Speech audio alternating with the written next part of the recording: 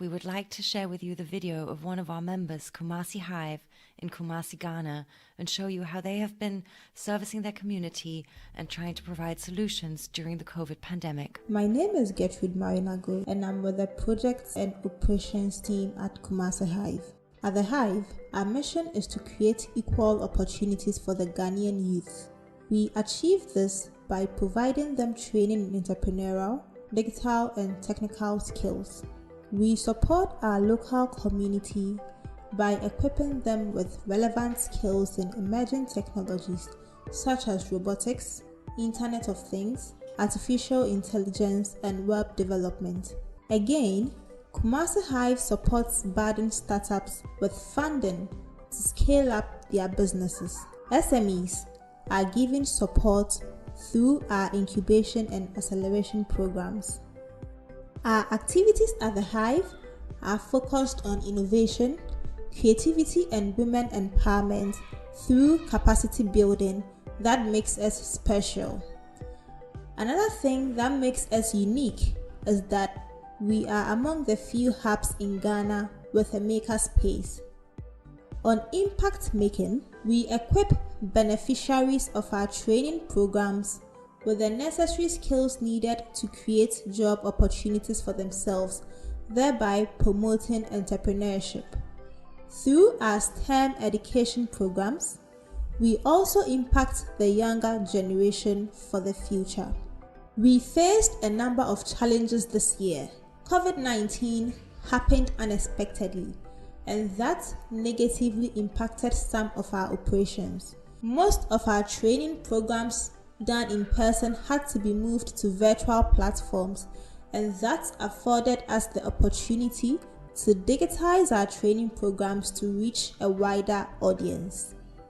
As a not-for-profit organization, most of our program funds are dependent on donor support.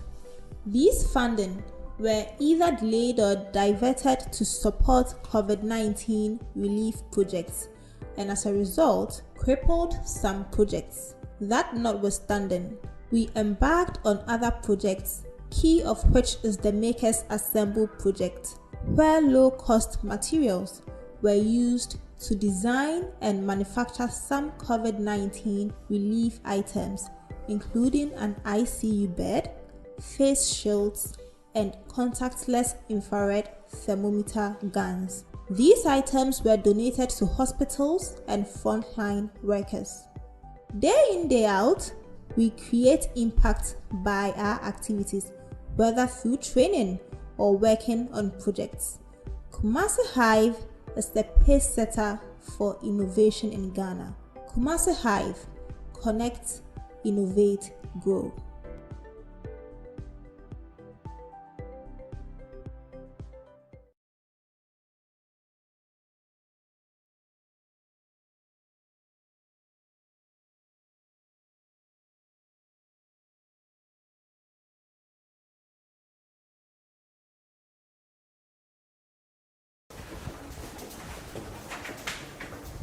Was ich hier super cool finde, ist, dass es nicht profit-, sondern werteorientiert ist und man tatsächlich einfach das Leben von Menschen verbessern kann. Willkommen zur Open Health Academy! Wir entwickeln in kleinen Teams Hilfsmittel und Lifehacks, die das Leben wirklich einfacher machen. Von der Idee bis zum funktionierenden Prototyp.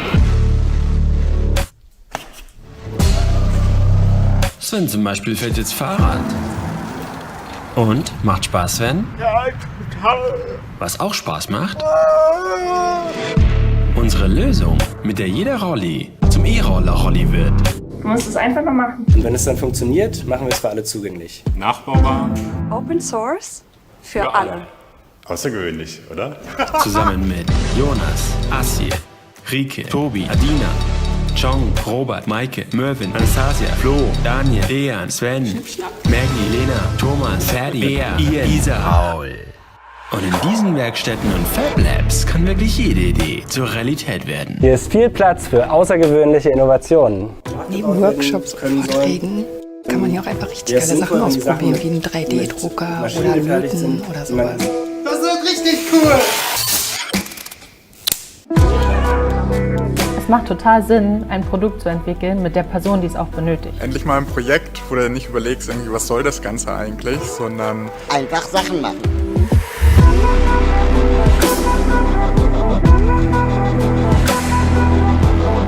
Du hast keine Lust, Ideen für die Schublade zu entwickeln?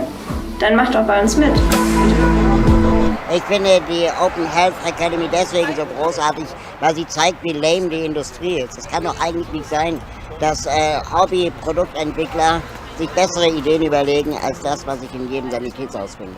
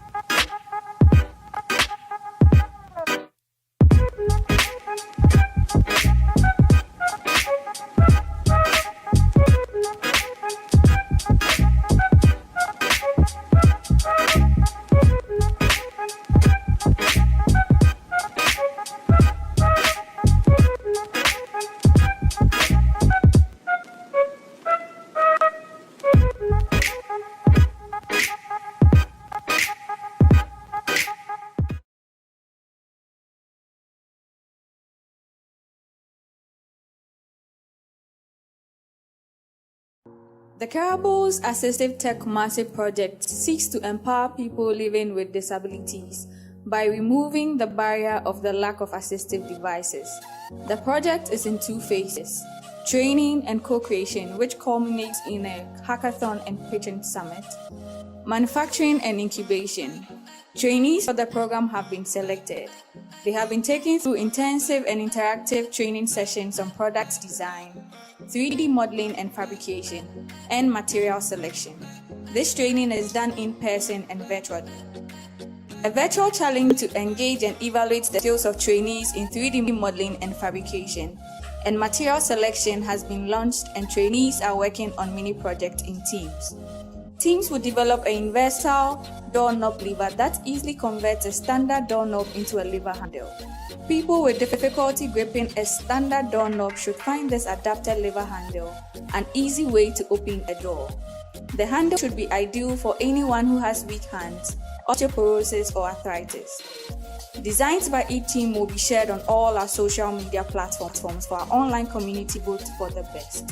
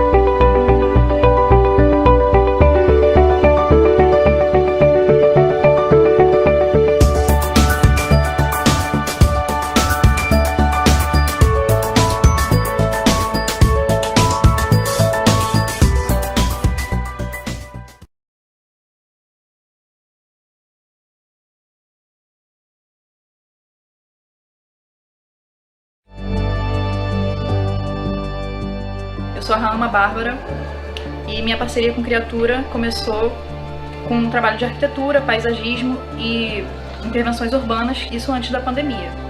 E paralelamente a isso, eu já vinha desenvolvendo há 8 anos um trabalho na Trama Inventiva, que era a criação de produtos no viés ecológico, materno, feminino. Quando chegou o momento da pandemia, a gente começou a pensar novas soluções para continuar o nosso trabalho, ao mesmo tempo não oferecer mais riscos e obedecer às determinações, né, isolamento e de distanciamento social. O material, ele primeiramente é destinado todo bruto para a Casa Criatura, onde lá tem a base das máquinas de corte a laser. Esse corte é feito por uma equipe, que no caso é o coletivo 3D. Eu recebo esse material e faço a esterilização dele. A montagem foi sendo desenvolvida, foram sendo desenvolvidos vários modelos. Então no início tinha outros processos de colagem, de peças, e a gente foi melhorando cada vez mais simples, mais confortável. Então a montagem dele é feita rapidamente e a gente consegue ter uma boa produção para dar realmente vazão a essa grande demanda que a sociedade está tendo. O foco é que realmente a gente consiga atender mais as populações mais necessitadas. Ou seja, a nossa intenção é sempre baratear realmente esse custo para que ele possa ser acessível e que possa realmente servir como uma solução para o dia a dia das pessoas. Uma grande revolução, né? Porque se antes a gente ficava muito à mercê das tecnologias estarem concentradas realmente nas grandes indústrias, nas empresas, quando isso chega ao acesso, né, das pessoas que se interessam por tecnologia, que podem inclusive pegar uma tecnologia que já está desenvolvida e desenvolver seu próprio protótipo em cima daquilo que já está ali, isso é uma coisa muito realmente revolucionária. Aquelas pessoas que precisam realmente estar na rua trabalhando, que não tem essa opção de estar em casa se resguardando, então são essas pessoas que a gente visa atender para que fortaleça realmente essa base da sociedade que precisa de uma atenção especial.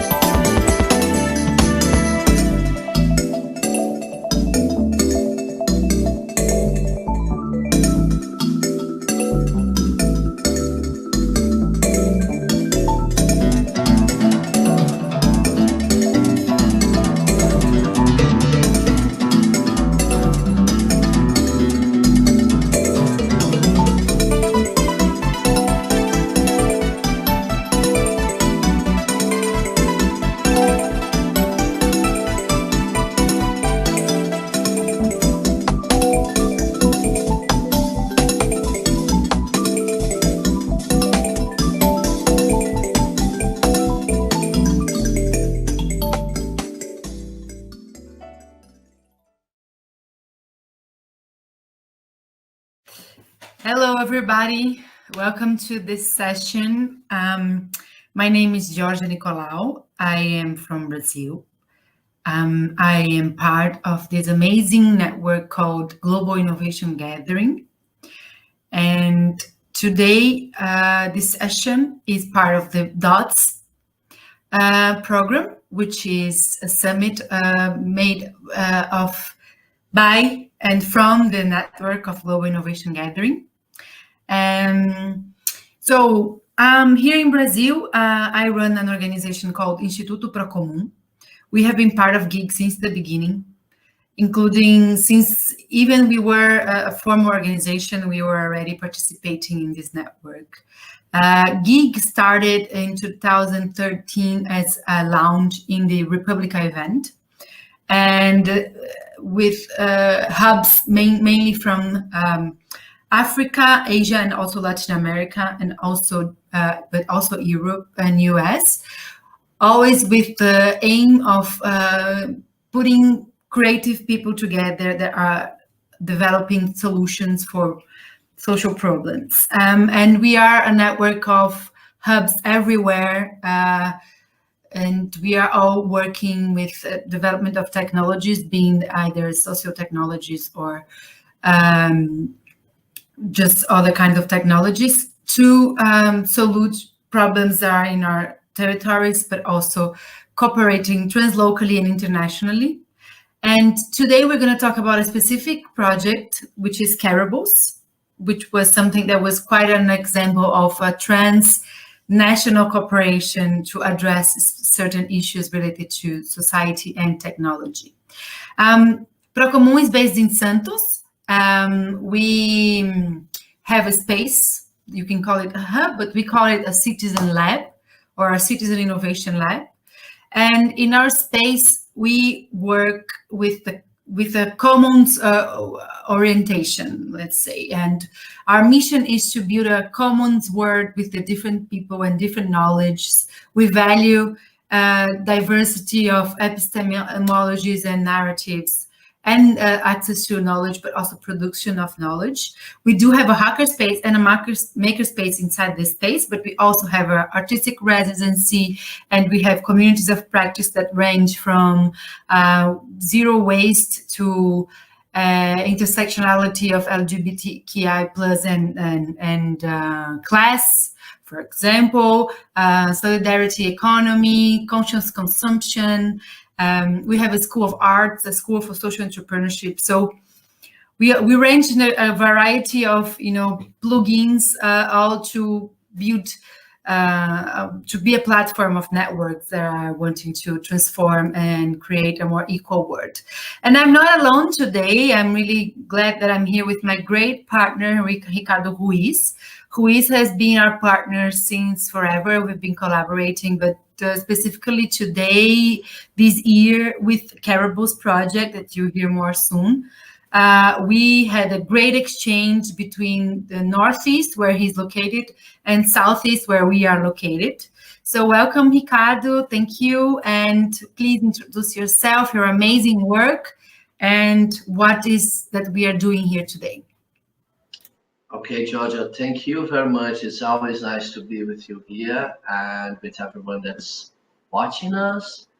And I'm also part of the Careables, and just like Georgia said, I'm from Brazil, and this is quite interesting, the GIG network, the south-to-south collaboration, and you can see our round dots, and that used to be physical some years ago, but now, let's see next year, and it's all about this relationship, this collaboration between the South initiatives leading with citizen innovation or social innovation, and all these different kinds of innovative entrepreneurship around the globe.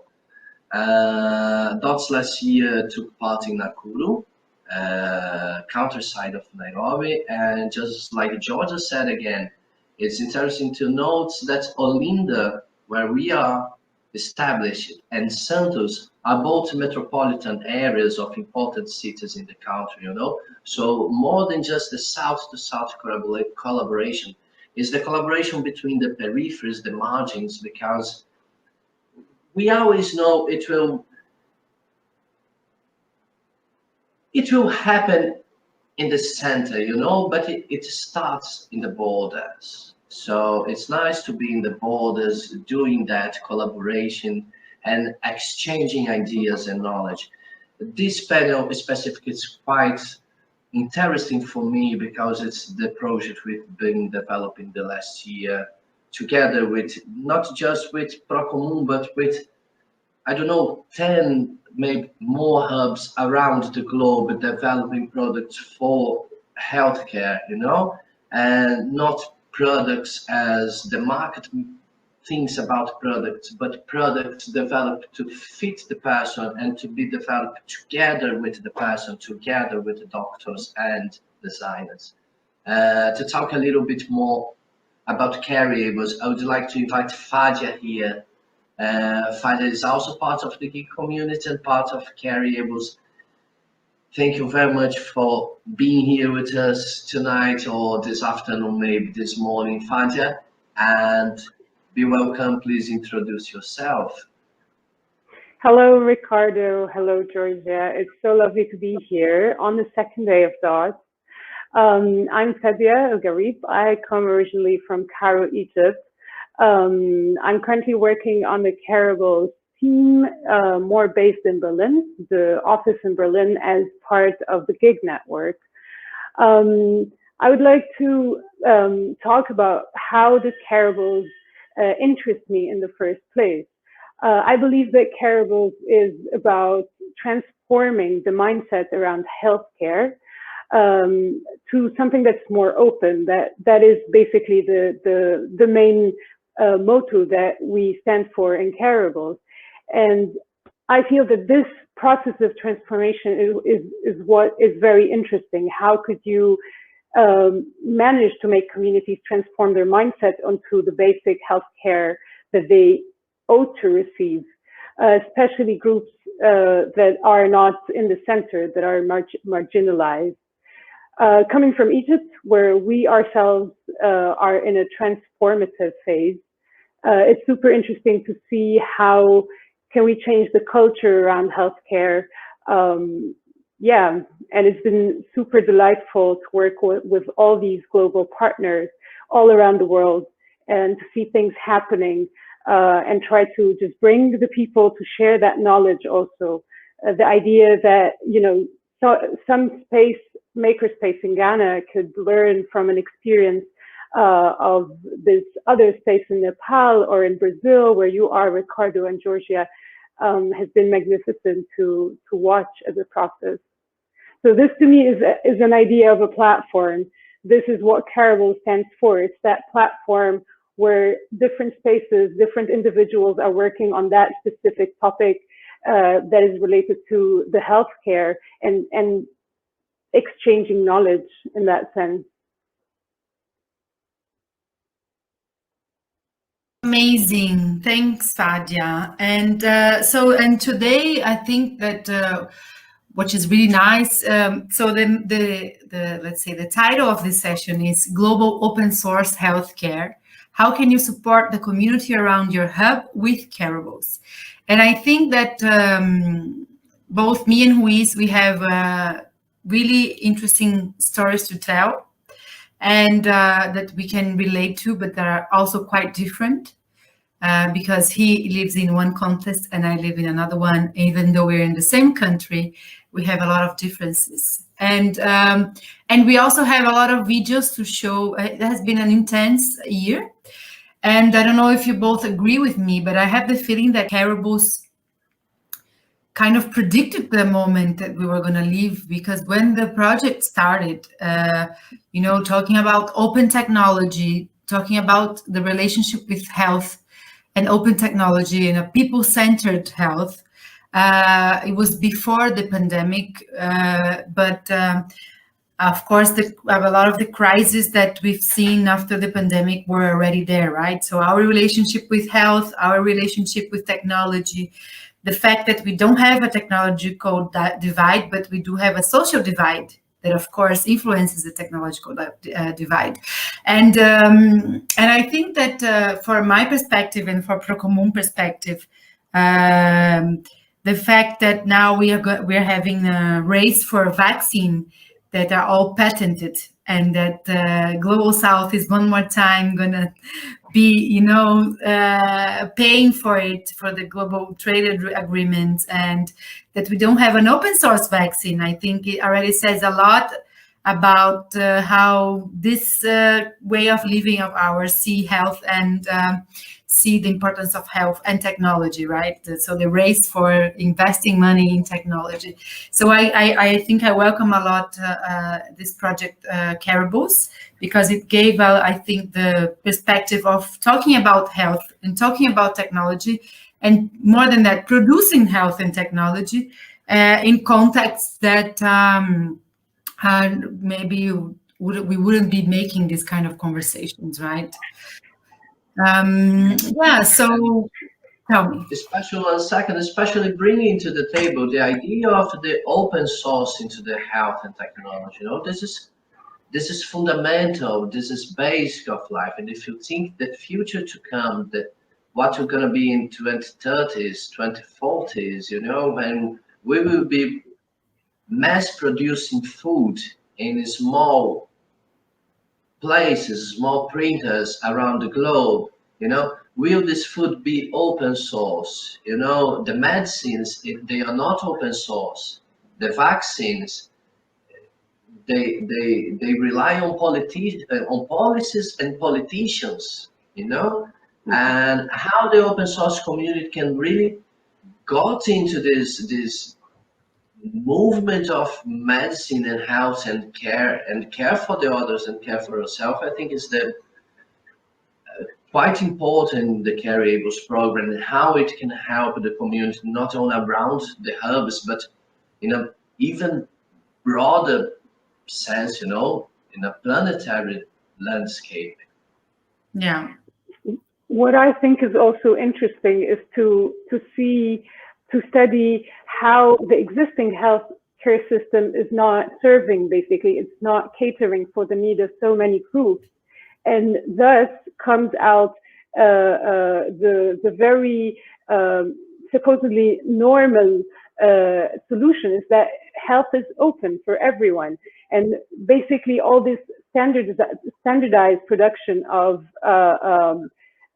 products that are related to the health care system has proven to be not catering to, for example, the needs of people with disabilities.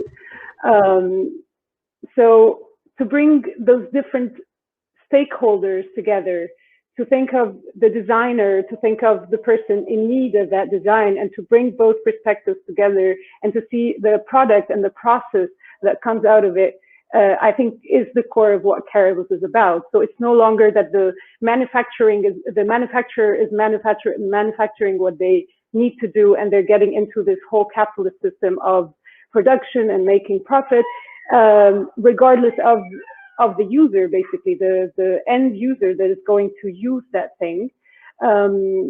It's super interesting to see what happens when we bring the designer and the person in need, and how does this brainstorming session happen, how both of them communicate with different languages, whether the technical language of this designer or the person who is looking to improve how they live their daily lives.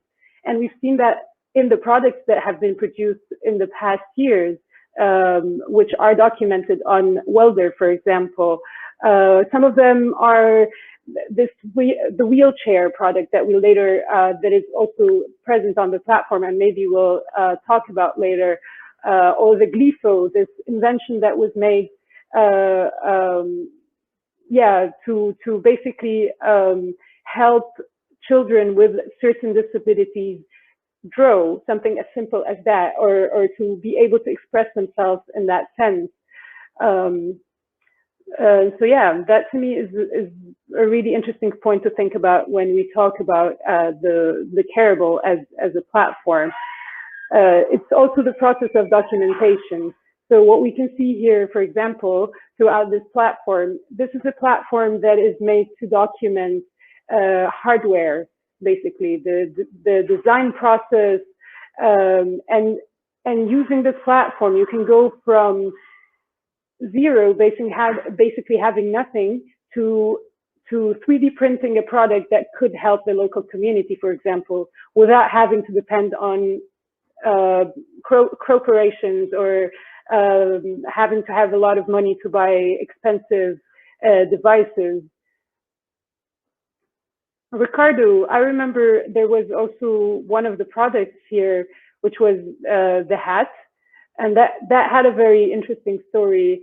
It was invented during the time of the pandemic as it started. So maybe you can tell us more about how did that go for the space there for Casa Creatura, for example, and how did they handle this pandemic, having been part of Careables also beforehand?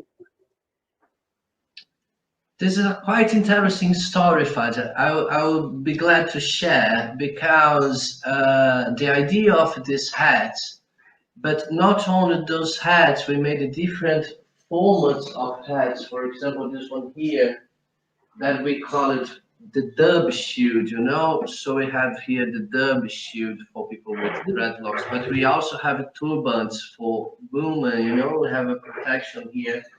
And the hat shield, that is the kind of shield the fishermen use here in this part of Brazil, you know? So at some point, we realized that the Black Brazilian population, that is half of the country, and that was the ones that need to go work, they need to protect as well. We need to protect our community much higher than just, you know, the traditional ways. So how could you protect with style, you know? Because if the turban, why do you use a turban? You're from Egypt, you know? You want to be, look, I'm with a turban, respect me, you know, with style. This is the main thing, because even the word, I know you have this lawyer background in your life, and even the word immune, it came from the lawyers, you know, it came from the judiciary system, because the immune were the ones that didn't need to pay taxes in the Greek Empire or things like this. So they are the immune, you know, and everyone else was the desmuni. So after Pasteur and all these things of vaccines and this thing, they brought the term from advocacy to the health sector and bring the immune, this idea of the Fausto of Goethe, you know, the Occidental idea of the viral man, the white viral man, immune to everything, it doesn't pay taxes, it's friend of the king, you know, and this idea of the immune is what this pandemic brings to a tone, you know, like, and what about the testimony? You know, the Minister of Health of Brazil said yesterday that if we have demand, we will buy a vaccine. It's a whole country, a demand enough. You know, so it's quite interesting to always note the political side behind this situation, you know? This actually leads me to ask you, how do you think Careables, how would you identify the role Careables played in interacting with the local community where you are? So, you know, we've seen, for example, this whole products that have been produced in the past year, and it would be interesting to know how was Careables perceived at the beginning, and whether people understand what it stands for. How does the space itself help the people there, if you think it helps in any way? Yeah, I think that just to recap a bit, we started the year having an event in Olinda.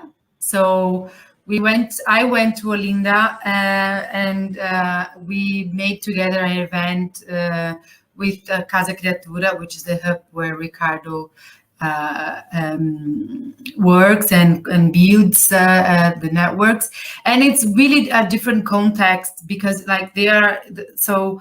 And it was really, really well, let's say, perceived for the community. So we had a lot of people there from the public health sector, but also from NGOs, architects and collectives and creatives, etc., etc.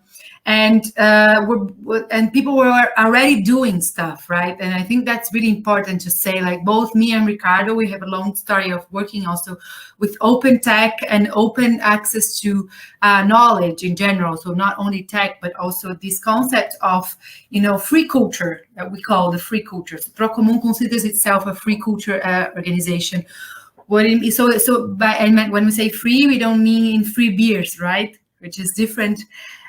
We mean free as in freedom, which is quite different from free beers, and it's totally connected to the commons, which is it's about ownership, but it's also about co-ownership, and it's about creating solutions and from self-determined communities. So in our case, in Santos, we had a whole plan of involving the territory around the space, because our space is in downtown, where it's a really vulnerable space, but it's also a mixture of things such as, Olinda also, even though it's a totally different urban context, it's the same. So you have different things happening, like commerce and also drug users coexisting with low infrastructure for housing, for example. But of course, our plans of involving the territory around were not so succeeded, because the pandemic brought the need of us to look at community in others also senses. In Procomum, we always say that we work with 3 levels of community. So the community around our hub, territorially around our hubs, the community of creatives that are creating the communities of practice in the lab, and the community of commoners such as you, Fadia, and Ruiz. You are also our community, right? We are also part of the same network.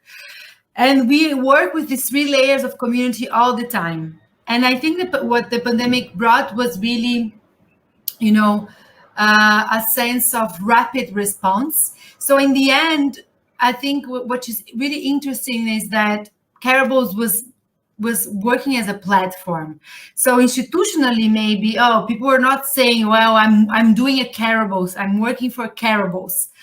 But Careables supported actions that were really, really rapidly emerging, such as soon as the pandemic started, really in the beginning of the year, our working group of hackers at the lab joined themselves with other hackers from the region and started producing face shields, and Careables supported that action. So we cannot say that Procomum made that action, or even that Careables made that action. We all supported the action because people, they were already doing things. And I think this is what we are saying when we're saying of the power of communities, of reaction, of self-determined communities working with resources and with protocols, right? So this is one thing that Careables supported, for example. And then another thing that I think is really nice also bringing it up is the multi-parameter low-cost monitor. So Rafael had this project, and he couldn't find partners in his university and etc. He comes from peripheries of São Paulo as well, and he applied for our emergency lab response that we created with also the support of Careables. And his story is just amazing. And he makes this multi-parameter monitor that can be used even in war situations, that are super low cost. It's like $20. And let me show a video of him. Oh, he's here also in the. Ricardo, can you put for me this? He's here in Welder.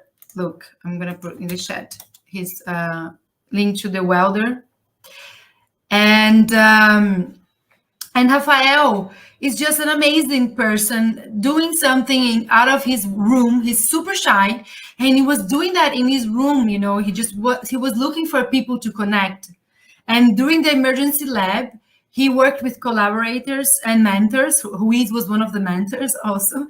And then he stayed in our network. He never went out. So every new thing that we were doing, I can share my screen. Everything that we were doing, he was also doing together.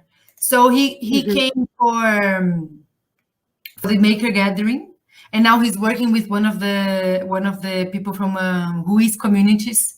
And now he writes me all the time saying that he's like with ideas of creating an open source CT. And I told him I would introduce him to Stephen Kovats.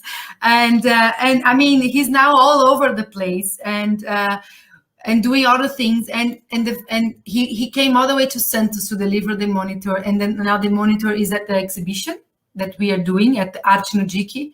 So we are doing an exhibition in another NGO that works with children in the biggest stilt slum of Latin America. And a stilt slum is that slums that are flooded. And Arte no Dique is a really important NGO. And we are doing the exhibition there. And then Danielle, that is part of our network, created a whole scenario also telling Rafael's story and how Rafael's story ended up building a monitor multi-parameter that is low cost and open access. So I think, how would, like, when people wrote the Careables project, that was just a form, super bureaucratic for European Union, because I know that all applications for European Union are super bureaucratic. When you're like writing this project there with like a consortium of like 7 organizations and, universities, etc. And the fact that it reached people like Rafael, for example, and all of us, I think this is really amazing. And I think for us, like for me personally, it's about, so Rafael is never gonna be out of us again. So he's now community also. And I think that that's really important to say, what we are saying when we're speaking about community. And I think like one of our work is really to be sewing all these networked communities and putting them together. And I'm sure also Ruiz has also a lot of great stories to tell.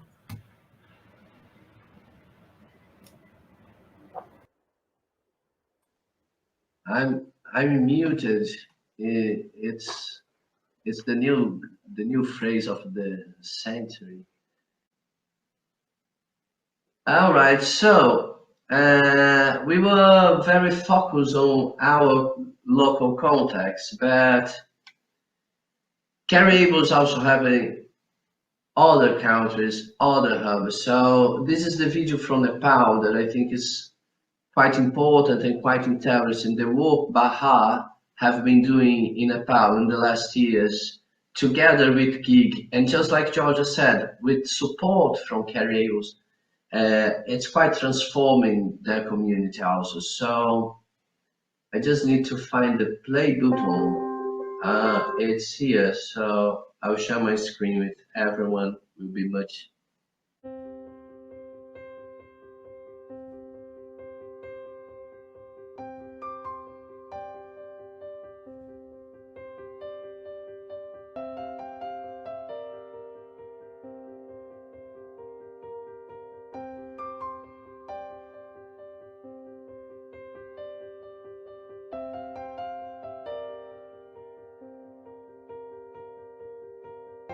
Hello everyone, hope you're all good.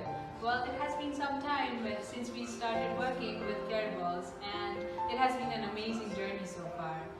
In the world of competition, Careables has opened a new possibility with an open source platform that's completely related to health.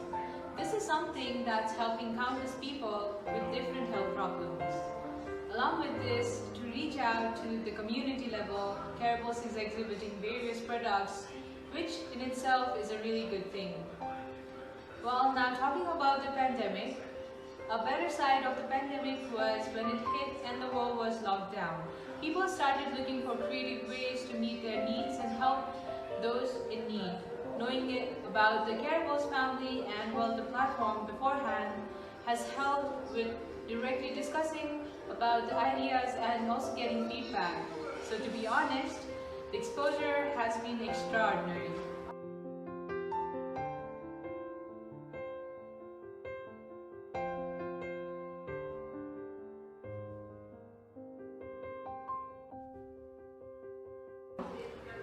With this exposure, the impact it has created is incomparable. Normally, the products made are focused on a particular group and needs to be iterated for another group. Similarly, many products have been modified in context of Nepal, and we believe few products from Nepal has been able to create an impact in the world. So yeah, we would like to thank you so much for this opportunity, and we look for future collaboration.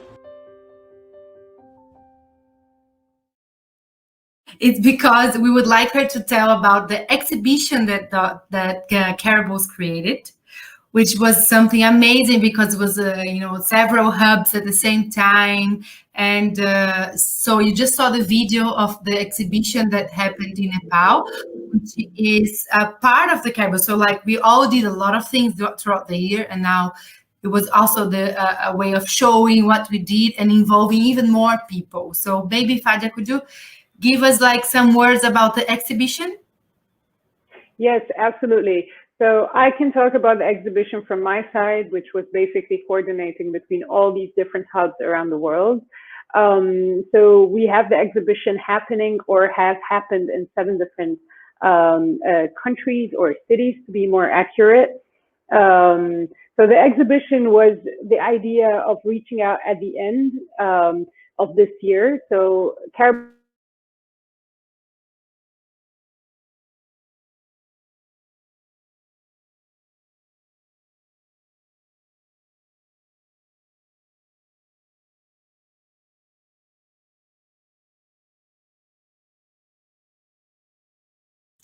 Okay, I think Fadia is probably the internet is telling her to go to sleep. And so if she returns, then we can ask her to continue speaking about the exhibition. But maybe we can give an example of the exhibition with Danielle's preparation for it, which is the one I can share my screen here. So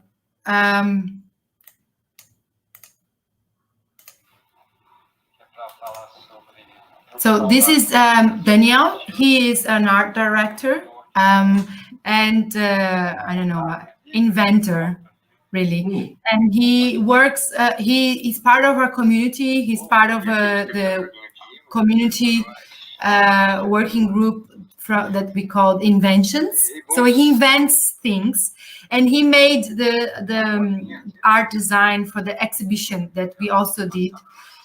And basically, everything is upcycled, and he kind of made like a movie telling the stories of both face shoots. So this is the story.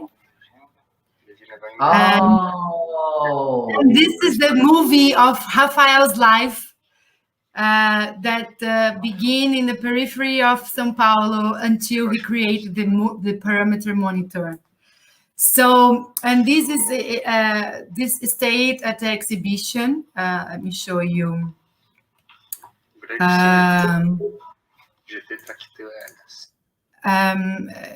some pictures. Let me show here.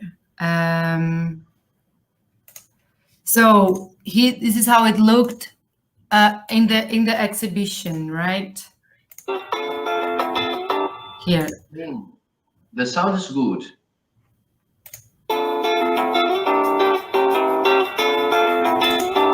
So this is the exhibition, and at the NGO that I just told you about in the beginning, it's still like this is when we were doing it.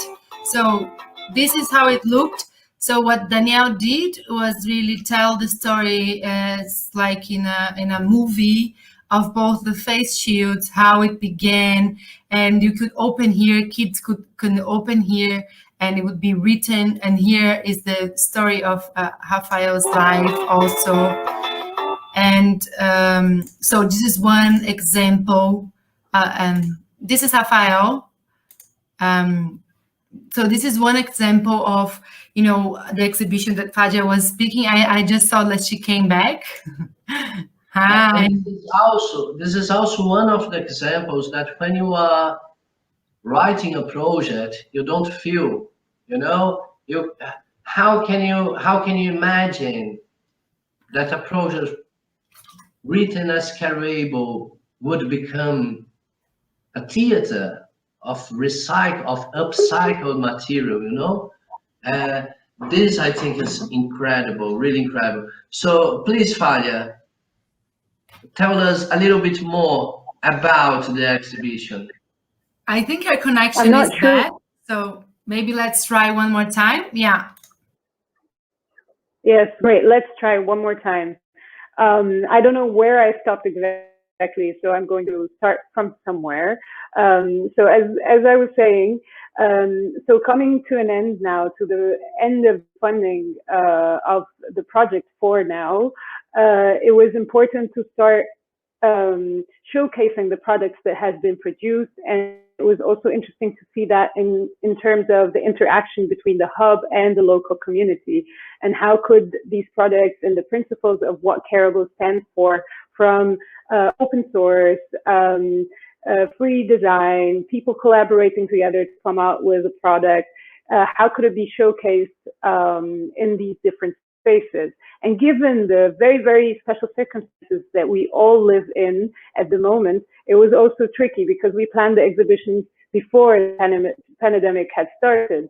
So the idea was to keep it as decentral as possible, not only in terms of that exhibition happening in different parts of the world. As I was saying, it's happened in 6 to 7 cities so far, but also to see if these exhibitions or these hubs could exchange what they have done with the other hubs. And it's been a very, very interesting process to coordinate so far. So we've had the posters created, the different hubs showcasing the different products. And also we've had people making videos talking about the hub itself and its role. As we can see here, that is happening in Kumasi through the amazing Kumasi Hive space, maker space. So this is one of the exhibitions that happened so far. We've also had an amazing exhibition that we showed previously, happened in Nepal, Kathmandu. So, and that really constitutes the first step, hopefully, in a longer road of more hubs coming on board and more interaction with the local community, and seeing how, to me, what's very interesting always is how could you transfer that knowledge. And since we live right now, and even more because of the corona, we've been more online and we've been communicating more and doing these kind of webinars and doing these kind of summits. So it's interesting to see if that same platform could be used to exchange other kinds of knowledge that could help build things. And that is what is exciting to me always to see. So, and I know, for example, that both youth spaces did the exhibition. So maybe you can go a little bit more on how was the experience having hosted the exhibition in Casa Cariatura, Ricardo, for example. Just like you said, it was interesting, the situation, you know, a mix of, okay, let's do an exhibition, but during the pandemic, when we start to think about it, where would be a nice place to do an exhibition during this pandemic? And after some small designing process, we decided to make it in a healthcare center, you know. So we approached the institution, and it was also part of the Secretary of Health of Olinda. And this is interesting point that I want to talk about. When Careables started in Olinda, the first actor we approached to be part of the project, a part of Procomum and the Gig Network, was the Secretary of Health of Olinda. And this was really important because during the pandemic and when the pandemic was arriving, we could deliver better our products, you know, and now we are making part of the Glypho partnership. Together with the Secretary of Health, we will donate another 100 Glyphos for children, and Casa Criatura will support with programming, printing, selecting the size and those things that Glypho makes necessary, you know. So this was something really important on that moment. And then we decided to make the exhibition inside one of these hospitals. It didn't work very well in the end because a lot of safety issues during the pandemic, you know. And even though we had all the bureaucratic process ready and everything set to be done, during the assembly of the exhibition, the maintenance supervisor said, no way, we don't want anything here, we need to be very clean with, you know, so we couldn't make the exhibition, the walls and those things, so we bring the exhibition to our makerspace.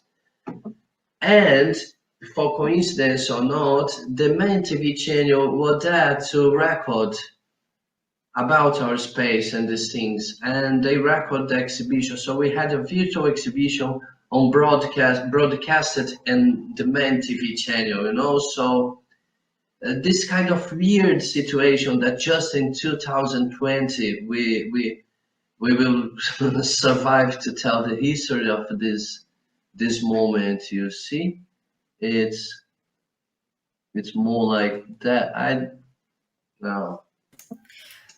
Luis, maybe you could show a video of so just to get a sense of Casa Criatura, how it is. Yes, great idea. I will grab around the video that I have here. It's important to show as well because it's one of the products that we are developing here that are the vegetable sprouts, you know, because we start to think healthcare as a whole, you know, so we are cutting the top of this. Let me play it again just to stop. So, oh, sorry. All right, so we have the model for this, just this small piece of cloth and this other one here.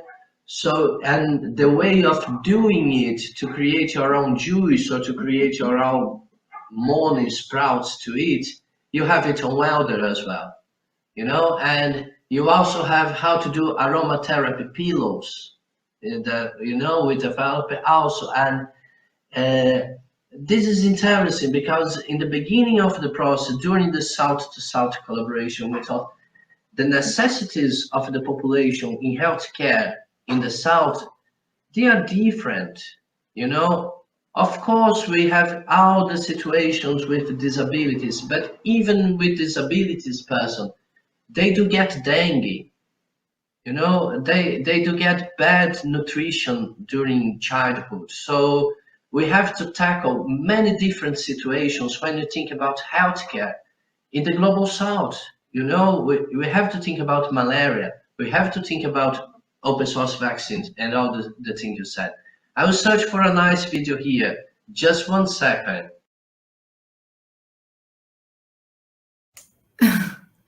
Okay. Should we say goodbye now, Fatia? Or do you want to say your last words? You're muted. Let me unmute you. Okay. Yes, thank you.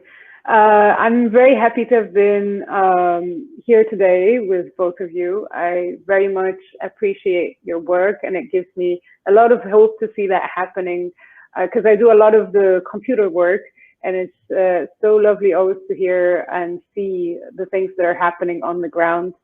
So thank you so much, and very much looking forward to see you tomorrow at DOT, since that's not the live session. So good night, this time for real, I promise. Sleep well, darling. Thank you. Bye-bye. Thank you. Bye-bye, Faja. Bye. Talk to you today. Luis, before you show the video, can you please tell what is glifo? Because remember, we are presenting a program here, but not everybody is well acquainted with what we mean. So you said that you are developing a glifo, that you're delivering glifo to the health secretary. So could you maybe tell what is a glifo, please? Yes, for sure. Glifo is support for children, and not just children, but with some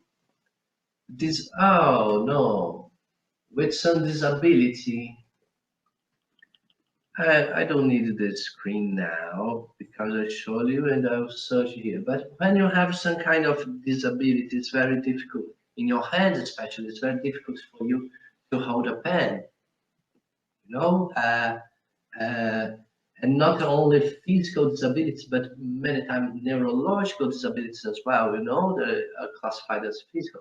And I'm searching for it and talking at the same time. And it was developed by OpenDot. Oh, thank you very much. That is part of the Careables network as well. And it was lovely developed together with the community and doctors during long years. And they made a Kickstart campaign to reach as many people as possible. So they got together with different institutions around the globe to organize donations and got the support for their Kickstart campaign. So here in Olinda, we are, because it's not just to print, you know, because every person has its own needs. So you had to find the best fit and fit in between the models, but you have a software online to select the model for you. It's quite simple. So at Casa Criatura, we will do this bridge, you know, just to get measures, the special needs, and to convert it to the software that is developed by OpenDot, and then bring the tool in a 3D printer. This is glifo. And regarding TV Criatura, I'm just finding its channel on YouTube. It's quite exciting. I will show the channel here for you, add to my stream. And please follow our channel here. You probably will find somewhere in the description, if not, it's TV Criatura. So you can see the turban here, the aerosol box we developed, you know, and how to set up your own turban and to protect yourself during these difficult times. And especially because of Careables, we get really worried about the amount of plastic we were delivering to nature, you know. So we are now establishing this process with a group of biologists and fishermen and community education teachers to try to support this reforestation project, you know. So it's 1 hectare, because if you want to care, if we need to care, we need to care for the planet at the same time. And a hub, a makerspace, an innovation lab that works with the kind of technology that we work, laser cut, 3D printer, we deliver too many plastic, too many pollutants on the atmosphere. And we need to care about that as well, you know. So we are trying to care with the plants. We are now cataloging plants, starting this ambiental education with the communities, what you have here. And some plants, especially this one here that shows now, we have a lot of traditional medicine plants in Brazil, all around the globe. But in Brazil, we cultivate not also the plants, but the history of it, how to prepare the remedy, you know. So I think this is the next steps we are now reaching in Careables Casa Criatura, you know, how we can care for the nature in a broader perspective. How can we care for ourselves? How can we care for the planet? You know, I think this is our main challenge now at Casa Criatura. Amazing, Ricardo. Congratulations for your work. And I think you're totally right. And this is why also in the beginning of the pandemic, we got together, me and Ruiz, and we started a series of conversations about health and technology, playing around with the tenses of the verb tenses. So past, future, present, actually the Portuguese tenses, which are a bit more complex than the English tenses. And it was really nice to be hosting this series of conversations with him and a lot of other people from like indigenous communities in Colombia, hackers from Colombia, funders, scientists, philosophers, and artists. It was, for me, I think it was one of the, I don't know, the nice thing that this year happened. We had a lot of people that were together in the comments, commenting and interacting with us. And I think it resonated so well with people because of what you were just saying, of what do we mean by health, you know, where does health begins and ends, you know. I think all this also circular epistemology of, you know, Black people, ancestrality, you know, that health begins with life and end with life as well. And I think capitalism and also turned health into disease. And then when we think about health, we think about medicine, or, you know, or going to a drugstore, yeah, or something. But what does it mean about when we're speaking about health in terms of technology? So what kind of technologies we have here? So we have a big knowledge on medicinal plants, you know, that are coming from, for example, Afro religion, that were brought up by enslaved people, for example, but also from the indigenous. But not only, you know, also from, you know, our ancestors. And it's also about health, right? And then, so to me, I think the circular thinking is really helpful for us also to think forward of why such a program as Careables is important and why it has to continue, you know, and how it got shaped so differently in Ghana, Nepal, or Recife, Olinda, or Santos, because what it shaped is, it's also, of course, people, territory, you know, problem, solutions. So you have a specificity. So this, I think it's really nice to, if we think about it as a commons, so you have, when we say commons, we're not saying that everybody is equal, right? So we're speaking about singularities.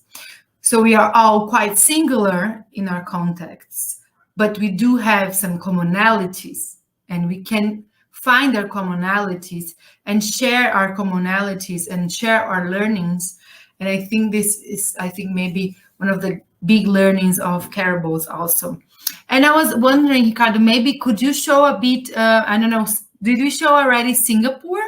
Maybe you could show one or two more also to give more, even more diversity to this.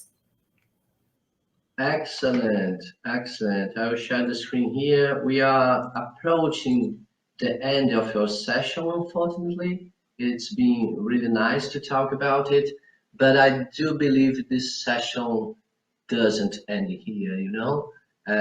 Probably people are commenting here, and we expect to grow the network to get more and more people involved in this kind of activities, you know, because just like I said, this network, we don't work for Careables, we don't work on Careables. We support and we are supported by, you know. So I think it's quite interesting to leave it as in a ramp, you know, to get it raw and to understand how we keep caring further and further in this context of such adversities that we are living now, right? Just finishing this movie here, I want to thank to Saad that's shared everything from engineering good. That is the Maker Lab in Singapore doing these things. Of course, he's not alone. There's also a big network of engineering doing good. So we need them. Yeah, for sure. Thanks again, Georgia. Thanks, Fad. You are not here, but you are in our hearts. Thank you, Rui, for everything. Thank you for the whole team of Careables. And please don't miss Dots. We have a whole program still today. We are in the second day of Dots, but it's still the whole day and everything. Things will be also in the Geek channel. If you want to access more about our work, Procomum also has a YouTube channel, Instituto Procomum. We also have Instagram @Procomum. Procomum is PROCOMUM. And also we have Facebook, of course. And if you want to know more about Geek, we are Geek in the website. And Ricardo already shared his TV Criatura. They also have an Instagram @Casa Criatura. CASASRIATURA, Casa Criatura. And it's always a pleasure to be around you. Yes, me too. Bye-bye. Bye-bye, people. Bye. Salve Oxalá, salve o grande Criador, Babá! E Oxalá criou a terra, Oxalá criou o mar, Oxalá criou o mundo, onde reinou os orixás.